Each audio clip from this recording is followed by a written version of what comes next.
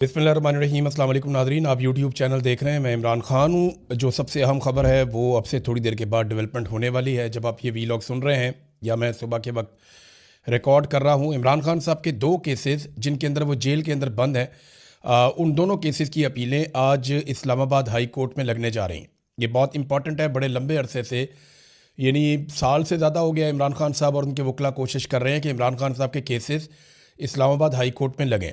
इमरान खान साहब के वकील सलमान सफदर साहब कई मरतबा ये कह चुके हैं कि ये केसेस बिल्कुल ठहरने के काबिल ही नहीं है, और अगर सुप्रीम कोर्ट या हाई कोर्ट में किसी भी जगह पे ये केसेस जाते हैं तो ये उड़ जाएंगे। इमरान खान साहब इन केसेस में रिहाई पा लेंगे।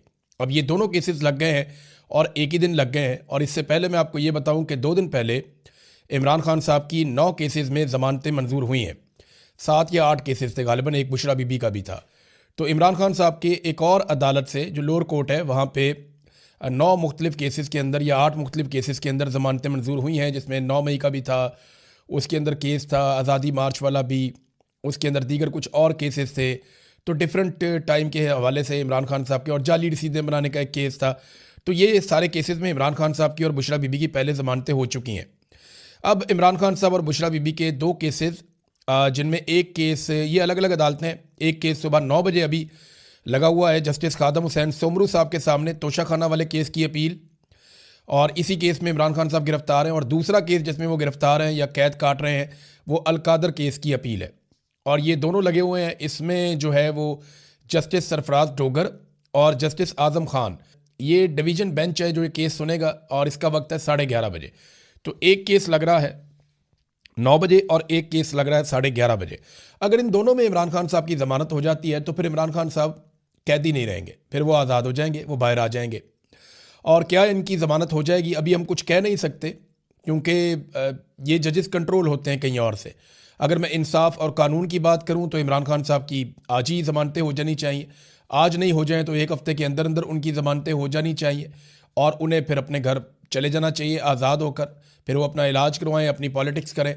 लेकिन यहाँ जो दिखाई दे रहा है कि आप कुछ प्रिडिक्ट नहीं कर सकते, क्योंकि अदालतें कंट्रोल में हैं एजेंसियों के, और एजेंसियां जो फैसला करेंगी उसके मुताबिक ही चीज़ें होती हैं पाकिस्तान में। अगर इंसाफ और कानून के मुताबिक हों तो ये केस लगते ही बहुत पहले इमरान खान साहब रिहा हो जाते।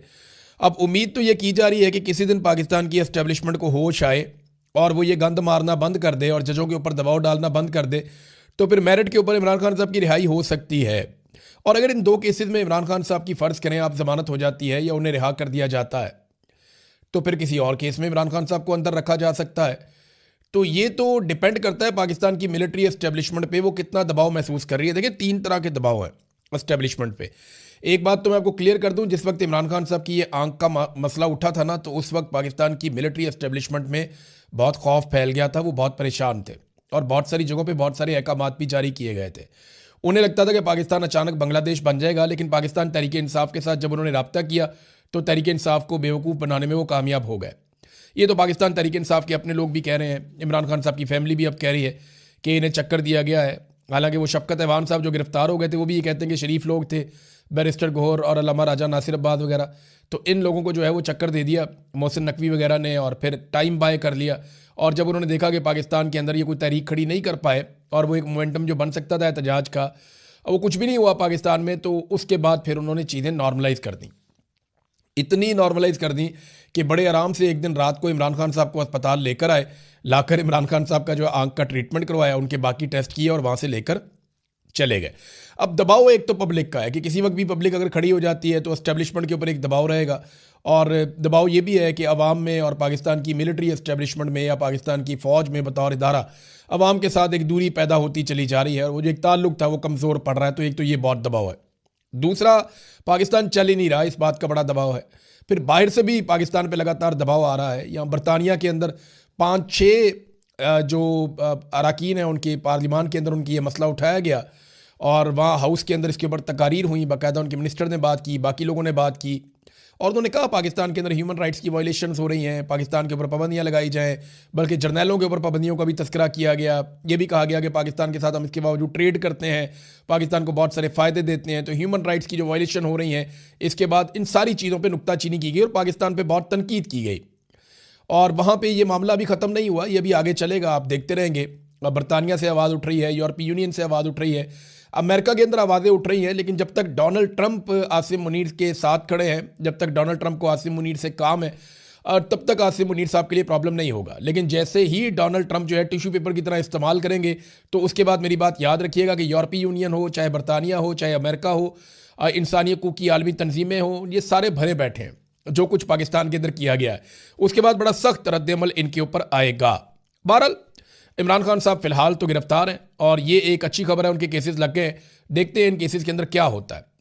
इमरान खान को कत्ल करने की जितनी कोशिशें की गई उन पे मुराद सईद ने एक तफसीली बयान जारी किया है और ये बड़ी अजीब चीज़ें हैं जो उन्होंने बताया। तशवीशनाक सूरत हाल उन्होंने कहा जी जन्म ले रही है और इमरान खान साहब इस वक्त रियासत की तहवील में है जहाँ मुसलसल उनकी ज़िंदगी से खेला जा रहा है। आखिर किस चीज़ को छुपाया जा रहा है? उनका कंट्रोल्ड चेकअप किया जाता है, कंट्रोल्ड इन्फॉर्मेशन दी जाती है, कंट्रोल्ड मीडिया है जिससे ज़िंदगी को ख़तरा है, जिनकी वजह से वो इस नहज पर पहुँचे हैं, उन्हीं की बात पर यकीन कैसे किया जा सकता है? उन्होंने कहा जी इससे कबल इमरान खान पर वज़ीराबाद में कातलाना हमला करवाया गया, इनको गोलियां लगी, अल्लाह ने उनकी ज़िंदगी की हिफाजत की, लेकिन उस वक्त भी बयानिया बनाए गए। लम्हों में ISI ने मीडिया को वीडियो बयानात भिजवाना शुरू कर दिए फटाफट। वो याद है आपको, थाने के अंदर से वीडियो आना शुरू हो गई थी। मैं उस वक्त वज़ीर आला पंजाब को देख रहा था, परवेज़ इलाही उस वक्त वज़ीर आला पंजाब थे और IG भी वहाँ पे मौजूद थे और उनके पास सवाल का जवाब नहीं था कि ये वीडियोज़ ISI कैसे जारी करवा रही है। यानी पूरा निज़ाम उन्होंने कंट्रोल किया हुआ था। फिर फौजी क़यादत के कहने पर ISI ने एक अफ़गान को इमरान खान साहब को मारने का टास्क दिया था। जब मैंने प्रेस कॉन्फ्रेंस में इस साजिश का पर्दाफाश किया तो ISI ने इस्लामाबाद के सेक्टर ने प्रेस क्लब में एक अफ़गानी की प्रेस कॉन्फ्रेंस रखवा दी और शाम को प्राइम टाइम TV चैनल पे प्रोग्राम में बयानिए के लिए भी भिजवा दिया। मैंने किसी का नाम तो नहीं लिया था, मगर ये जानते थे कि मैं किसका जिक्र कर रहा हूँ। इस तरह वो बंदा भी सामने आ गया। फिर स्वाबी में हेलीकॉप्टर गिराने का प्लान भी एक्सपोज हो गया, जिसके लिए डबल एजेंट हायर किया गया था, जो बाद में मारा गया। उसके बाद हेलीकॉप्टर में गलत फ्यूल भरवा दिया गया इमरान खान साहब के, ताकि हेलीकॉप्टर गिर जाए और इमरान खान साहब उस वाक़े में मारे जाएं, और रिपोर्ट आज तक उसकी सामने नहीं आ सकी। 18 मार्च को डेथ ट्रैप बिछाया गया इमरान खान को मारने के लिए। जब वो भी नाकाम हो गया तो पुलिस अफसर को गालियाँ दी गई कि इमरान खान कैसे बचकर निकल गया। उसके अलावा कई कोशिशें और की गई हैं। 3 साल इमरान खान साहब जेल में हैं और मुसलसल उनकी सेहत के साथ मजाक किया जा रहा है। अस्करी खबरें चलवाने वाला मीडिया ये क्यों भूल जाता है कि आप पाकिस्तान के सबसे अजीम बेटे इमरान खान की ज़िंदगी से खेलने में हिस्सादार बन रहे हैं। फिर उन्होंने कहा जी कि हाँ, इमरान खान साहब ने जेल में आसिम ला और ज़ैनी मरीज़ का जिक्र किया तो आसिम मुनीर ने सबके सामने कहा कि आसिम ला है तो है। अच्छा, ये बात वैसे और भी सर्कल से मैंने सुनी है। अब बताता हूँ आसिम ला और ज़ैनी मरीज़ क्या होता है। इसी गुस्से में डी चौक में खून रेजी की गई और इकबाल जुर्म करते हुए ये भी कहा गया कि संगजानी से आगे मत बढ़ो, क्या उखाड़ लिया, सिर्फ हमसे लोग ही मरवाए ना, फिर कोशिश करें इस्लामाबाद आने की, इस मरतबा अटक पुल पर खड़े होकर मारेंगे, वैसे भी डी चौक में तो मरवा दिए हैं। तो ये जनाब, और इस तरह की धमकियां लगाई जाती हैं। बल्कि मैंने तो यहाँ तक सुना है कि कुछ बड़े ताकतवर घरों के जो बच्चे हैं वो अपने दोस्तों से ये कहते हैं कि हमें तो अगर 1000-2000 बंदा भी मारना पड़ा तो हम मार देंगे, क्योंकि डोनाल्ड ट्रंप हमारे साथ है। अब जब इस तरह की ज़हनियत होगी तो फिर पाकिस्तान खाक आगे बढ़ेगा। बहरहाल ये मुराद सईद का ट्वीट था, उन्होंने तफसीलात सामने रखी कि इमरान खान साहब को माजी में कैसे कैसे कत्ल करने की कोशिश की गई है। अच्छा, इसमें ना अब इमरान खान साहब की फैमिली ने जो स्टेटमेंट दिया, खासतौर पे पाकिस्तान तहरीक इंसाफ के हवाले से, तो सोशल मीडिया पे तहरीक इंसाफ के जो अरकान असम्बली हैं अब वो बेचारे मुश्किल में पड़ गए। सोशल मीडिया कह रहा है कि जी इमरान खान साहब की बहनों ने भी अब कह दिया है कि आप लोगों ने कुछ नहीं किया, पाकिस्तान तहरीक इंसाफ कुछ नहीं कर रही इमरान खान साहब को जेल से निकालने के लिए या उनके सेहत के मामले में, बल्कि यहाँ पे आप लोगों ने धोखा खा लिया। और अब जो एक कदम उठाया जा रहा है जिससे सब लोग उम्मीद बांध के बैठे हैं, वो सुहेल आफरीदी की जानिब से इमरान खान रिहाई अमन फोर्स के क़याम का ऐलान है। इस पे एस्टेब्लिशमेंट ने बड़ी कोशिश की है। एस्टेब्लिशमेंट ने पाकिस्तान तहरीक इंसाफ के अंदर बड़ी कोशिश की है कि कुछ भी करके इसको रोका जाए।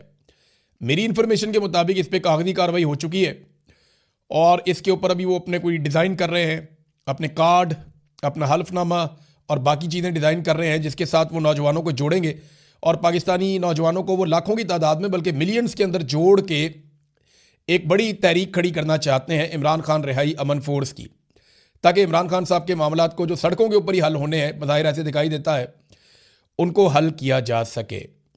अब ये एस्टेब्लिशमेंट उसको रोकने के लिए कभी पाकिस्तान तहरीक इंसाफ के अंदर मुदाखलत करवाती है, कभी बाहर से मुदाखलत करवाती है, कभी जर्नलिस्टों से बयान दिलवाती है, तो ये जो लोग बयानात दे रहे हैं, ये बताएं इसके अलावा हल क्या है। यानी इमरान खान साहब को तो कभी भी आसिम मुनीर साहब आज़ाद नहीं होने देंगे। उन्हें ये लगता है कि वो सबसे ज़्यादा खतरे में होंगे जब इमरान खान साहब बाहर आ जाएंगे, क्योंकि पाकिस्तान में इंसानी हकूक़ की जिस किस्म की पामालियाँ की गई हैं, पूरा का पूरा इलेक्शन चोरी कर दिया गया है, पाकिस्तान के आइन की खिलाफ वर्जी की गई है, आइन से गद्दारी की गई है, हलफ की खिलाफ वर्जी की गई है। ये इतना सारा कुछ जब कोई कर ले तो फिर वो कैसे मुमकिन है कि वो इमरान खान साहब को बाहर आने दे। देखें ना, खौफ का आलम यह है कि उन्हें इस्तिस्ना लेना पड़ गया। तो इमरान खान रिहाई अमन फोर्स के अलावा या कोई नौजवानों को इकट्ठा करने के अलावा या कोई बड़ी तहरीक चलाने के अलावा अब हल है क्या? बातचीत से तो ये मसला हल होता नहीं है। जब भी बातचीत करने के लिए बैठते हैं तो हुकूमत के पास तो इतना भी इख्तियार नहीं है कि बातचीत करने वालों की इमरान खान साहब से मुलाकात ही करवा दे। वो तो इमरान खान साहब से मुलाकात भी नहीं करवा पाते, तो बातचीत तो मुमकिन नहीं है, उनके पास इख्तियार ही नहीं है। अगर वो बातचीत में कोई फैसला कर भी लें तो उनको अप्रूवल लेनी पड़ती है आसिम मुनीर साहब से, और आसिम मुनीर साहब क्योंकि सियासतदान नहीं है, वो सरकारी मुलाजिम है, उनके दिमाग में सियासत आती नहीं है, वो समझते ही नहीं है। तो जैसे उनको मईशत का नहीं पता, जैसे उन्हें बाकी चीज़ों का नहीं पता, उन्हें सिर्फ अपना फ़ौज का पता है, वो फ़ौज की ड्यूटी उन्होंने की है सारी ज़िंदगी, वो उनका काम है। तो वो वहाँ पे जब मामला चला जाता है ना, तो मामला हल की तरफ नहीं जाता, मामला मजीद बिगाड़ की तरफ जाता है। लिहाजा सियासतदानों के पास इख्तियार है ही नहीं, तो मुज़ाकरात कैसे करें, बातचीत कैसे करें? अब हल एक ही है कि आप सड़कों के ऊपर दबाव डालें ताकि मिलिट्री एस्टेब्लिशमेंट जो है वो पीछे हटे और उसके बाद जो है इंसाफ का रास्ता खुले। इसके अलावा तो और कोई रास्ता दिखाई नहीं दे रहा। सहाफ़ती जो आलमी सतह पर तंजीमें हैं या जो इंसानी हकूक़ की तंजीमें हैं, उन्होंने आवाज़ उठाना शुरू की। पाकिस्तान के अंदर जो सहाफ़ियों को दबाया जा रहा है, जो कत्लेआम सहाफ़ियों का किया गया है, जो कुछ सराब बरकत के साथ किया जा रहा है, जो कुछ अरशद शरीफ के साथ किया गया, जो बाकी हम सहाफ़ियों के साथ किया जा रहा है, तो इसके ऊपर सहाफ़ती आज़ादी और इंसानी हकूक़ की तंजीमों ने वज़ीर आज़म शहबाज शरीफ को एक ख़त लिखा है और ये जो बिगड़ती हुई सूरत हाल है इसके ऊपर तशवीश का इजहार किया है। तो रोज़ाना की बुनियाद के ऊपर पाकिस्तान की बदनामी हो रही है आलमी सतह के ऊपर, और ये पाकिस्तान के वज़ीर आज़म है, इनका आप स्टेटमेंट चेक करें। ये कहते हैं जी जादू मंतर से कर्जे ख़त्म नहीं होंगे, मुल्क में बराह रास्त सरमायाकारी लाने की ज़रूरत है, ये शहबाज शरीफ ने कहा। एक तो देखें कितनी मायूब बात है कि 3 मरतबा वज़ीर आला बनाया, इसको 2 मरतबा वज़ीर आज़म बनाया गया, लेकिन तब भी इन्हें जो है वो ख़वातीन से बात करने की तमीज़ नहीं आई। जादू मंतर आप सब जानते हैं, मैं भी जानता हूँ, ये इमरान खान साहब की अहलिया को छेड़ते हैं और इमरान खान साहब की अहलिया के ऊपर जादूगरनी होने का ये लोग इल्ज़ाम लगाते हैं। इसके ऊपर कभी कॉलम लिखवाते हैं, कभी किताबें लिखवाते हैं, कभी बयानात दिलवाते हैं, लेकिन आज तक ये कोई सबूत पेश नहीं कर सके। हत्ता कि इन्होंने जो कुछ भी किया उसके बाद वो एक्सपोज हो गया। हसनैन रफ़ीक गया, उसने जाके एक्सपोज कर दिया कि भई आप सारे सदका करते हैं, बकरा ज़िबा करते हैं, बाद आप प्रॉब्लम में आते हैं, आप कहते हैं सदके का बकरा ज़िबा कर दो, तो इसके अंदर कौन सा जादू और टूना है? बहरहाल इन्होंने कोशिशें बड़ी की। अब वज़ीर आज़म होने के बावजूद वो जेल में कैद एक खातून की तज़हीक करे, तो आप अंदाज़ा करें कि इस शख्स का लेवल क्या होगा। और वो ये कहते हैं कि कर्ज़े ख़त्म नहीं, कर्ज़े कैसे ख़त्म होंगे? पाकिस्तान की तारीख के सबसे ज़्यादा कर्ज़े आपने लिए। आपके मुंह से तो लफ्ज़ कर्ज़ा अच्छा लगता ही नहीं शहबाज शरीफ साहब। यानी जितना कर्ज़ा आपने ले लिया उतना कर्ज़ा तो पाकिस्तान ने अपनी पूरी तारीख में लिया था। जितना कर्ज़ा पाकिस्तान बनने से लेकर इनकी हुकूमत आने तक लिया गया 70-75 सालों में, उतना कर्ज़ा गुज़िश्ता 3-3.5 सालों के अंदर शहबाज शरीफ साहब ने कल ही ले लिया। ये इन्होंने पाकिस्तान के अंदर नए से नया रिकॉर्ड खड़ा कर दिया। ये पाकिस्तान के साथ इन्होंने किया और वो कहते हैं जी हम कर्ज़े ख़त्म करेंगे सरमायाकारी लाने से। दर्जनों दौरे आपने गैर मुल्की किए हैं, 100 के करीब दौरे आपके रिपोर्ट हो गए ऑलमोस्ट। इतने मुल्कों में आप घूमे हैं, एक एक मुल्क में 3-3 4-4 दफ़ा आप गए हैं। कौन सी आप बराह रास्त सरमायाकारी पाकिस्तान में लेकर आए? पाकिस्तान में कोई सरमायाकारी नहीं लेकर आएगा। यहाँ पे रूल ऑफ लॉ नहीं है, आपने अदलिया को कंट्रोल कर लिया। आज़ादी सारे राय नहीं है, आपने मीडिया को कंट्रोल कर लिया। यहाँ पे अमनो अमान नहीं है, दहशतगर्दी लगातार बढ़ती जा रही है और ये एस्टेब्लिशमेंट की घटिया पॉलिसियों की वजह से हो रहा है। पाकिस्तान के अंदर कोई पाकिस्तान में सियासी इस्तेहकाम नहीं है और ये भी आपकी वजह से हो रहा है कि सबसे मकबूल लीडर को आपने जेल में डाला हुआ है। तो जब तक ये चीज़ें चलेंगी पाकिस्तान में सरमायाकारी नहीं आएगी। मारक बलोच को देखें ना, वो इतनी बड़ी आवाज़ है पाकिस्तान की, बलूचिस्तान की, पाकिस्तान का सबसे बड़ा रकबे के लिहाज से सूबा है, वसाइल से माला माल है, उसकी इतनी बड़ी आवाज़ है। मारक बलोच हाई कोर्ट 3 महीने तक उनका मुकदमे का फैसला सुनाती है और फैसले को महफूज रखती है। छोटा सा मामला है कि जनाब हमने इनको बंद किया हुआ है, वो MPO के तहत बंद किया था उनको, उसके बाद छोड़ नहीं रहे और मामला जो है वो सारे वो काबिल ज़मानत हैं वो सारे मामलात। तो हाई कोर्ट ने जनाब 3 महीने के बाद महफूज फैसला सुनाया और फैसला ये सुनाया कि दूसरी अदालत में चले जाओ। ये हालात हैं पाकिस्तान के अंदर। तो ऐसी हालत में कौन पाकिस्तान के अंदर सरमायाकारी लेकर आएगा? जब आप बार बार ये कहते हैं कि इंडिया के साथ भी हम जंग करेंगे, हम इधर भी लड़ाई करेंगे, हम अफगानों के साथ भी लड़ेंगे, हम हालत जंग में हैं, हम दुनिया की जंग लड़ रही है, तो दुनिया क्यों पाकिस्तान के अंदर सरमायाकारी लेकर आएगी? आपने तो पाकिस्तान के अंदर एक बिला वजह की जंग शुरू की हुई है जिससे पाकिस्तान काफ़ी हद तक जान छुड़ा चुका था। अब नाज़रीन, ये एक और ख़बर है, और ये खबर ये बता रही है कि स्टॉक मार्केट पाकिस्तान की एकदम बहुत नीचे गिरी है, और उसकी जो वजूहात सामने आ रही हैं उसमें शहजाद पराचा साहब हैं, एक जर्नलिस्ट, उन्होंने भी खबर दी है कि इतला ये मिली है कि गैर मुल्की सरमायाकारों ने भी स्टॉक में अपनी सरमायाकारी निकालनी शुरू कर दी है। मजीद ये कि पाकिस्तान ने टोटल बैरूनी कर्जा 138 अरब डॉलर तक पहुंच गया है। इस कर्जे को कौन उतारेगा? अब गैर मुल्की सरमायाकार जब आपके स्टॉक एक्सचेंज में से पैसा निकाल रहे हैं तो इसका मतलब पता क्या है कि आपका क्रेडिट बिल्कुल ख़त्म हो गया। लोग आप पे और आपके मुल्क पे भरोसा ही नहीं कर रहे, आपकी हुकूमत पे भरोसा ही नहीं कर रहे, और लोग पैसा निकाल के पाकिस्तान से बाहर लेकर जा रहे हैं। और आप कर्जा रोल ओवर करने के लिए कभी 1 महीने का, कभी 2 महीने का टाइम लेते हैं यूएई से, वो 2 अरब डॉलर के लिए। ये नाजरीन पाकिस्तान की इन्होंने माशी सूरत हाल कर दी है। तो ये कैसे बराह रास्त इन्वेस्टमेंट पाकिस्तान के अंदर लेकर आएंगे, ये बात समझ से बाहर है। नाजरीन, पंजाब हुकूमत ने यानी कसम खा ली है कि इन्होंने अवाम को कुछ देना नहीं है और ख़ुद इन्होंने अय्याशी करनी है। पहले इन्होंने जनाब जहाज़ की बात हुई, ये बड़ा लग्जरी जहाज़ लेकर आ गए। पूरा इंडिया इतना अमीर है, इंडिया के पास बहुत पैसा है, उनके किसी वज़ीर आला के पास ऐसा जहाज़ नहीं है। और बहुत सारे अमीर मुल्क हैं, उनके जो हुक्मरान हैं उनके पास भी ऐसे जहाज़ नहीं है। गल्फ स्ट्रीम का जहाज़ जो है वो दुनिया के अमीर तरीन, अयाश तरीन लोग इस्तेमाल करते हैं। ये जहाज़ सरकारी इस्तेमाल के लिए नहीं है, निजी इस्तेमाल के लिए है, अय्याशी करने के लिए, जो इन्होंने ले लिया। अब उसके बाद बजाय इसके कि माफ़ी मांगे, इन्होंने अपने ब्यूरोक्रेट्स के लिए, वज़ीरों के लिए, वीआईपीज़ के लिए 108 गाड़ियाँ मज़ीद और लग्जरी गाड़ियाँ ख़रीदने का फ़ैसला कर लिया। इसमें लैंड क्रूज़र्स हैं, बुलेट प्रूफ गाड़ियाँ हैं, बहुत सारी लग्जरी गाड़ियाँ हैं। तो ये जनाब पंजाब हुकूमत की हिकमत अमली है। पंजाब असम्बली के अंदर जनाब जहाज़ उड़ाए गए एहतजाजन, लोग जहाज़ उड़ा रहे थे, इधर जहाज़ उड़ रहा है, उधर जहाज़ उड़ रहा है, एहतजाज कर रहे हैं, जनाब आप जहाज़ लेकर आ गए इतना महंगा 11 अरब का। तो मुझे एक वाक़या याद आ गया। ये बात है सन 2000-2001 की है गालिबन। मैं कॉलेज में नया नया गया तो एक जहाज़ उड़ता हुआ जो है ना, वो मेरी सामने मेरे डेस्क के ऊपर आके गिर गया। किसी बच्चे ने बनाया था, उसने उड़ाया होगा, वो उड़ता उड़ता इधर आ गया।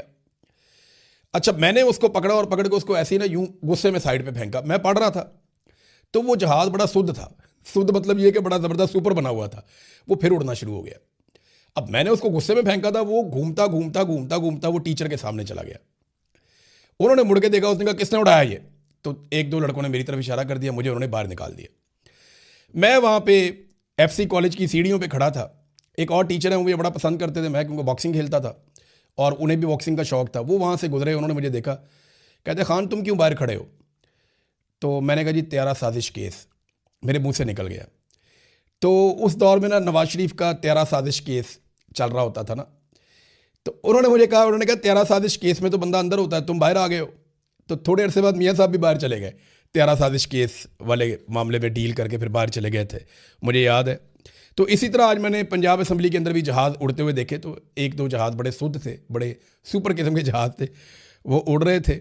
मैं ये देख रहा था, मुझे वो वाक़या याद आ गया। तो नाज़रीन, और चीज़ें हैं, ख़बरें मेरे पास काफ़ी सारी हैं, स्पेशली इस खित्ते के हवाले से, डोनाल्ड ट्रंप के हवाले से। तो मैं वो आपके साथ अगले व्लॉग में शेयर कर दूँगा। अब तक के लिए इतना ही। अपना ख्याल रखिएगा, अपने इस चैनल का भी। अल्लाह हाफ़िज़।